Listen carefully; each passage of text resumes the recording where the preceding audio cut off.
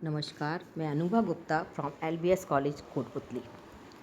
आज का हमारा वीडियो है बीएससी पार्ट थर्ड के लिए hard and soft acid base पर। सेकंड वीडियो है हमारा।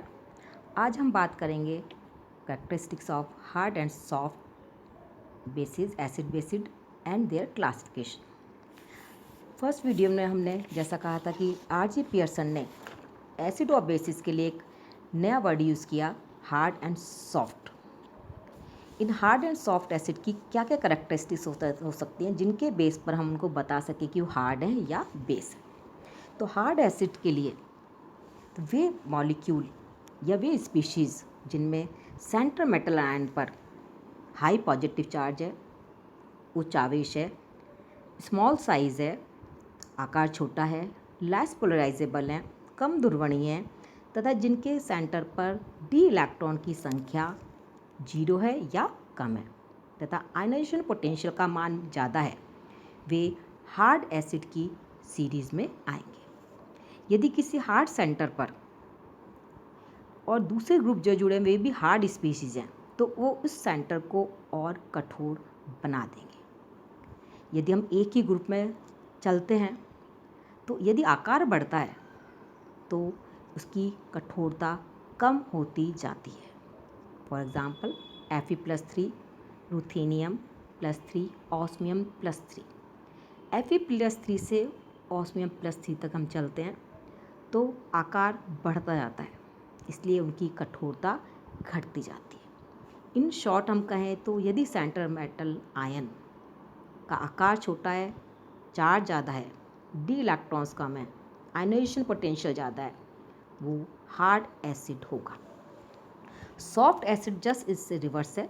यदि सेंटर एटम जो एसिड ले रहे हैं हम उसका केंद्रीय एटम जो कि इलेक्ट्रॉन एक्सेप्टर है, यदि उस पर पॉजिटिव चार्ज कम है, निम्न ऑक्सीकरण अवस्था है, आयनाइजेशन पोटेंशियल का मान कम है और ज़्यादा पोलराइजेबल है, वो सॉफ्ट एसिड की सीरीज़ में आएंगे। यदि किसी सेंटर से हम पोलराइजेबल स्पीसीज जोड़ दें तो उसकी सॉफ्टनेस और कम हो जाती है। यदि हम बेसिस की बात करें, क्योंकि बेसिस लिगेंड है, इलेक्ट्रॉन पेयर डोनर है, यदि हार्ड बेस है तो सेंटर एटम का साइज छोटा होना चाहिए, उसकी विद्युत ऋणता ज़्यादा होगी, लेस पोलराइजेबल होगा या नॉन पोलराइजेबल होगा जिसकी ध्रुवणता कम होगी, डी इलेक्ट्रॉन की संख्या कम होगी और आसानी से ऑक्सीडाइज नहीं होगा। वे हार्ड बेस की सीरीज़ में आएंगे। उनकी करेक्टरिस्टिक वो हार्ड बेस होंगे। सॉफ्ट बेसिस भी होंगे जिनमें centre atom electron donor atom का साइज बड़ा होगा, लेस इलेक्ट्रोनेगेटिव होगा, हाईली पोलराइजेबल होगा, डी इलेक्ट्रॉन की संख्या ज़्यादा होगी और यदि उस केंद्र से पोलराइजेबल स्पीशीज जुड़ जाती हैं तो उसकी सॉफ्टनेस को और बढ़ा देती हैं, मृदुता को और बढ़ा देंगी तथा इजीली ऑक्सीडाइज हो जाते हैं। यदि हम फ्लोराइड से आयोडाइड तक चलें तो आयोडाइड का साइज़ बड़ा है, इलेक्ट्रोनेगेटिविटी कम है, इसीलिए आयोडाइड सॉफ्ट है और फ्लोराइड हार्ड है।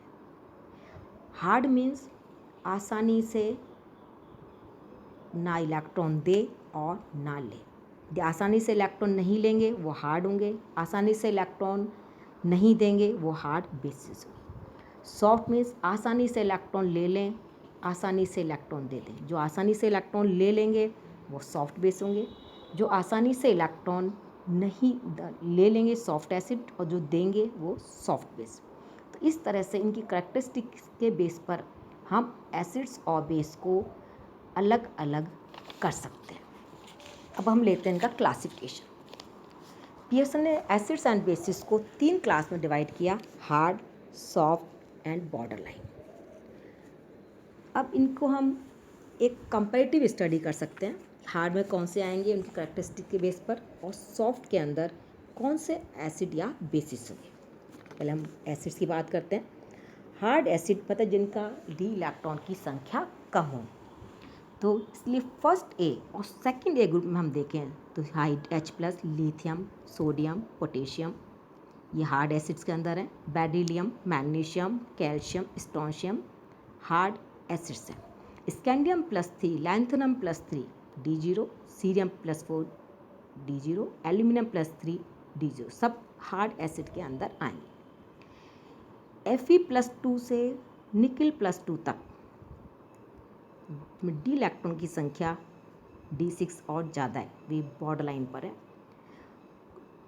कॉपर और जिंक D0, D10 है, डी ऑर्बिटल कंप्लीट है, वो सॉफ्ट एसिड है।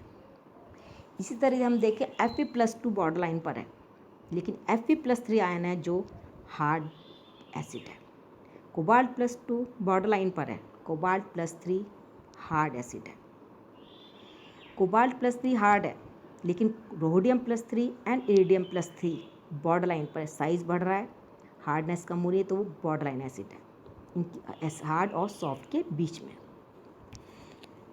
B+3 हार्ड BF3 हार्ड है, उस पर हार्ड स्पीसीज जुड़ी है, फ्लोराइड आयन। AlCl3 हार्ड है। SO3 हार्ड है, लेकिन SO2 बॉर्डर लाइन पर है। कोबाल्ट+2 बॉर्डर लाइन पर है, लेकिन कोबाल्ट+1 ऑक्सीडेशन स्टेट कम है, वो सॉफ्ट एसिड है। सिल्वर प्लस सॉफ्ट है। इस तरह जिन पर ऑक्सीडेशन स्टेट कम है वो सॉफ्ट एसिड मार रहे हैं। मेटल 0 ऑक्सीडेशन स्टेट के अंदर सॉफ्ट एसिड है। तो इस तरह से हम मेटल्स आयन को और ग्रुप्स को इन 3 क्लासेस में डिवाइड कर सकते हैं। लेकिन ये हार्ड एंड फास्ट रूल नहीं है कि कोई सेंटर एटम यदि हार्ड है तो हमेशा हार्ड होगा, यदि सॉफ्ट है तो सॉफ्ट होगा। उनके एनवायरनमेंट को चेंज करके उनको हम थोड़ा बॉर्डर लाइन वालों को सॉफ्ट एसिड भी हो सकते हैं, बॉर्डर लाइन वाले हार्ड एसिड भी हो सकते हैं। तो इस बेस पर हम उनको क्लासीफाई कर सकते हैं। इसी तरह हम बेसिस की बात करें, यदि लिगेंड में दोनों एटम नाइट्रोजन ऑक्सीजन हैं तो वो अधिकतर हार्ड बेसिस होते हैं कि इलेक्ट्रोनेगेटिविटी ज़्यादा है, आसानी से इलेक्ट्रॉन नहीं देते। इसीलिए NH3 alkyl amine, alcohol, alkoxide, ether, H2O, hydroxide, oxide, fluoride hard bases है। यदि हम हैलोजेंस की बातें हैलाइड्स की तो फ्लोराइड क्लोराइड हार्ड है। ब्रोमाइड बॉर्डर लाइन पर है, आयोडाइड सॉफ्ट बेस है। एसीटेट, कार्बोनेट, नाइट्रेट, फास्फेट सब हार्ड हैं, इन पर ऑक्सीडेशन पर चार्ज ज़्यादा है।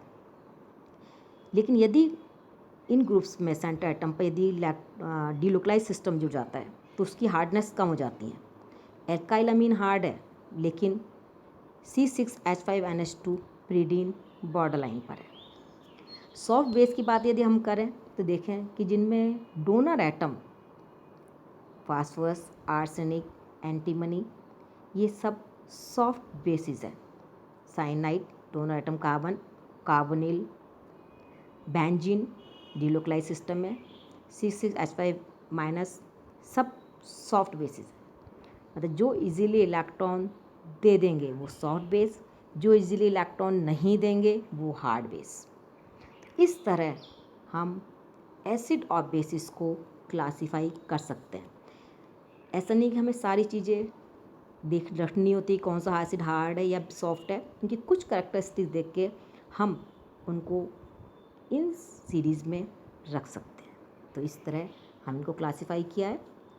अब नेक्स्ट वीडियो में हम इनकी थ्योरेटिकल बेसिस लेंगे। Thank you.